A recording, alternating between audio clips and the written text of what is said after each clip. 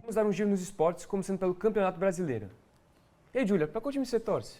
Olha, o meu time não está nas melhores fases, né? Então eu prefiro deixar para o colunista Marcelo Novo nos contar um pouco de novo como é que vai ser a terceira rodada do Campeonato Brasileiro. Fala aí, Marcelo. Bom dia, Júlia. Bom dia, Arthur. Meu time também não está lá essas coisas, Júlia, então eu vou deixar aqui para vocês. Vamos começar falando Campeonato Brasileiro. Vamos começar pelos times de São Paulo.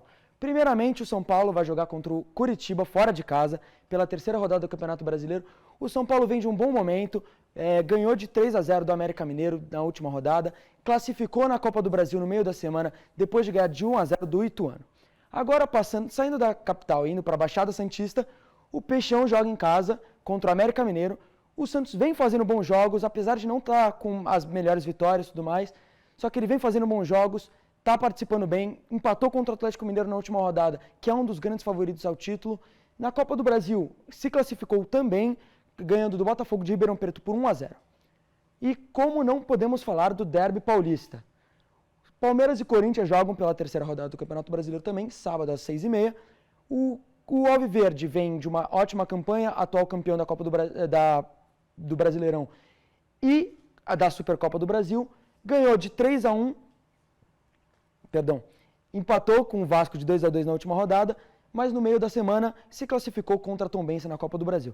Já o Corinthians vem de maus bocados, não vive uma fase muito boa, acabou de demitir o técnico, porém classificou na Copa do Brasil no meio da semana com uma vitória de 2-0 sobre o Remo, dando um friozinho na barriga do torcedor ali, que levou o jogo para os pênaltis.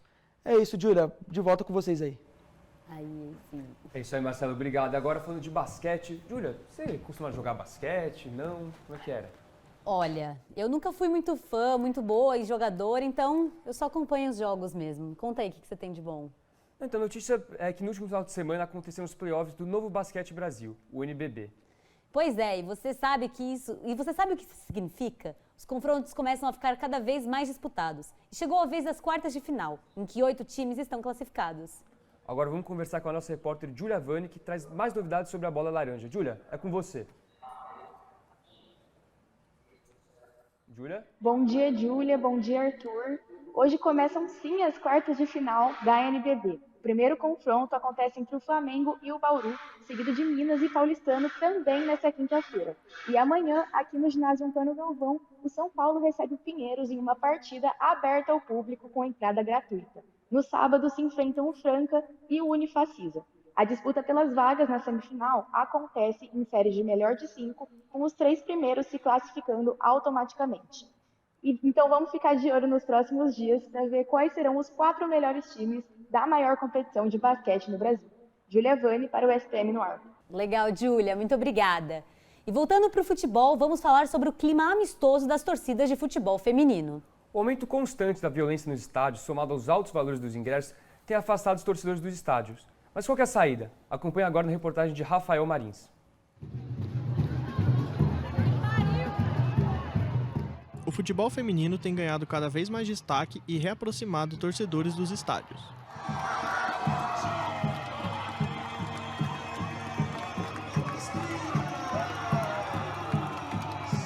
De 2016 a 2022, a média de jogos das equipes femininas saltou de 10 para 30 por ano. O interesse do público também subiu. No mesmo período, houve um aumento de 51% na audiência do futebol feminino, tanto na TV quanto nos estádios. Lá para trás, né, quando eu estava nas redações, era visto com muito preconceito, muito preconceito. Era coisa assim, tipo, isso não dá leitura, isso não dá audiência, isso não vende jornal, isso não dá ibope. Então, era tudo visto como secundário. A partir do momento que começou a ganhar espaço, até como causa de espaço para as mulheres, de empoderamento das mulheres, de delas poderem disputar, isso começou a mudar um pouquinho e ganha um outro olhar. Basta ir nos estádios e ouvir quem frequenta para entender os motivos. A gente gosta muito de trazer, de vir em família no estádio, trazer principalmente ele, né? Tem uma questão também de valorizar bastante o futebol feminino, então a gente acha importante a gente estar aqui hoje para prestigiar as meninas, que eu acho que precisa disso também.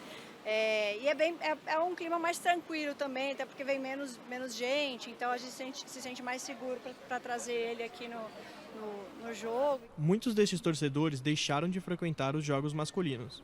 Aqui, por outro lado, eles trazem os filhos e os parentes. Eu acho que o clima fica muito mais agradável, você pode ver aí muita mãe com filho, pai com filho. E na manhã deste domingo, dia 30, ocorre o GP do Azerbaijão, quarta corrida do ano na atual temporada da Fórmula 1. A fase classificatória vai acontecer no dia anterior e define a posição de largada de cada piloto. O atual líder da competição é o Max Verstappen, vencedor da última corrida e campeão mundial no ano de 2022. Em segundo está seu companheiro de equipe Sérgio Pérez com 54 pontos e em seguida Fernando Alonso com 45. E neste sábado vai acontecer mais um dia de tour guiado, Mulheres na História de São Paulo. O passeio conta a história da vida e influência de mulheres importantes na criação da cidade e mostra o desenvolvimento da capital quando era uma aldeia indígena. O tour começa no Pátio Metrô São Bento e traz um aprendizado sobre a história paulista de forma lúdica. Para mais informações, acesse o site Pátio Metrô São Bento.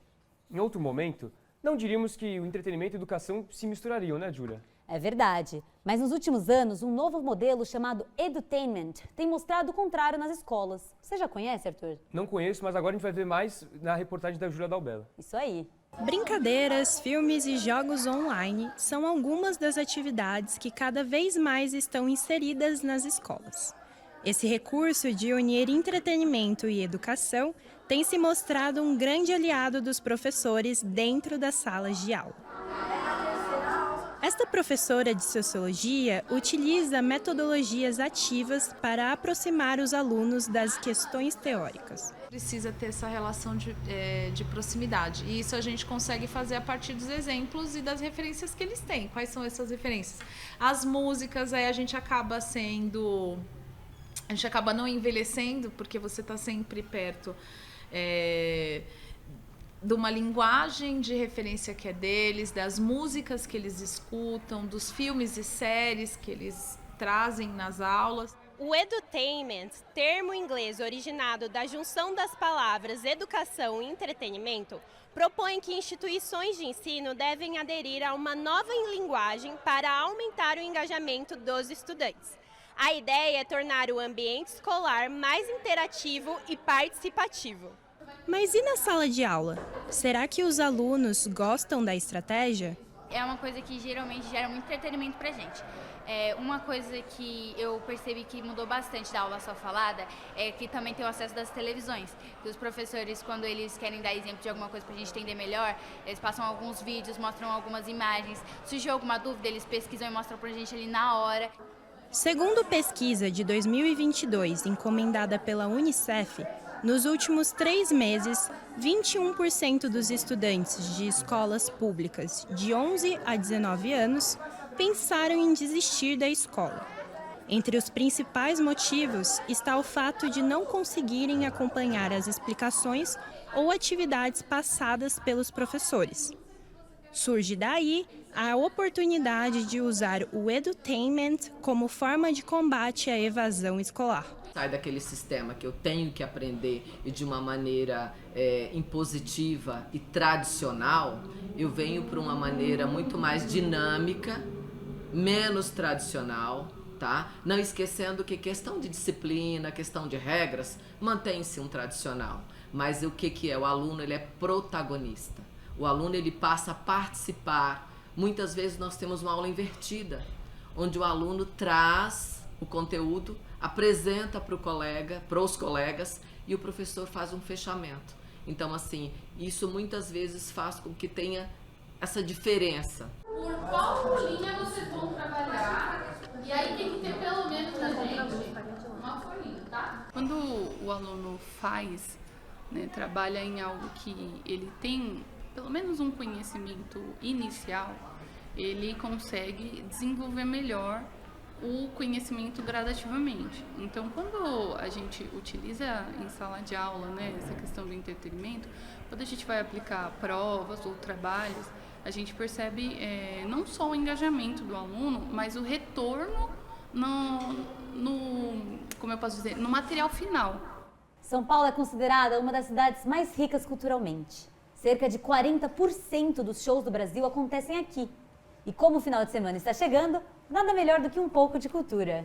Agora está aqui com o meu xará, o Arthur Flávio, e ele vai falar sobre um dos compositores mais renomados da música brasileira.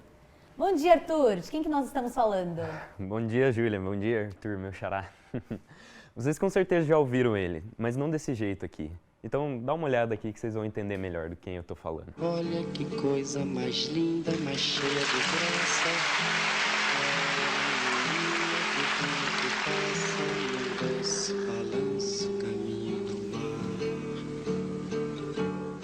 Essa é a famosa Garota de Ipanema. Quase sempre ouvimos a versão de Tom Jobim, mas essa daqui é do João Gilberto, que é considerado por muitos o pai da bossa nova, o jazz brasileiro, um dos movimentos que mais influenciaram a música no Brasil e no mundo. O João foi muito ativo nos anos 50 e é considerado o pai do bossa nova porque inventou a sua batida, juntando o ritmo quadrado e complexo do jazz com o jeito mais folgado do samba. Ele nasceu na Bahia no começo dos anos 30 e colaborou com diversos artistas, como os Novos Baianos, o próprio Tom Jobim e o Stan Getz, com quem gravou essa música. Em abril de 59, Gilberto lançou seu LP, Chega de Saudades, e o mundo nunca mais foi o mesmo depois disso. A bossa nova nascia, e seu pai era o Gilberto. E por mais que ele não tenha criado a música mais famosa desse gênero, Garota de Ipanema nem existiria se não fosse ele. E já que estamos falando sobre ele, a gente está aqui ao vivo com a Maria Fernanda, e ela está lá no Sesc e ela vai contar um pouco mais sobre um evento que vai acontecer ali com a influência do João Gilberto. Mafê? Bom dia, Arthur. Bom dia, outro Arthur. Bom dia, Júlia. Então, como o Arthur estava falando sobre o João Gilberto, foi aqui no Sesc Vila Mariana, em 1998, no ano que a Bossa Nova completava 40 anos, que o João Gilberto se apresentou por 3 noites consecutivas. E só na última delas foi gravada. E hoje, depois de 25 anos, o álbum Relicário finalmente chega ao público. E para homenagear o nosso pai da Bossa Nova, o seu Sesc, nesse final de semana, no sábado, domingo e segunda, vai fazer um show em homenagem a ele, chamado Rei Sem Coroa.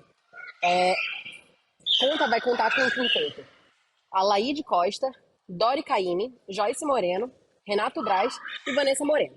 No sábado, às 21 horas, e no domingo e na segunda, às 18 horas. Os ingressos variam entre 15 e 50 reais. Gente, olha que interessante. O nome Rei Sem Coroa vem de uma música do Erivaldo Martins, que foi gravada pela primeira e única vez por João Gilberto aqui nesse palco.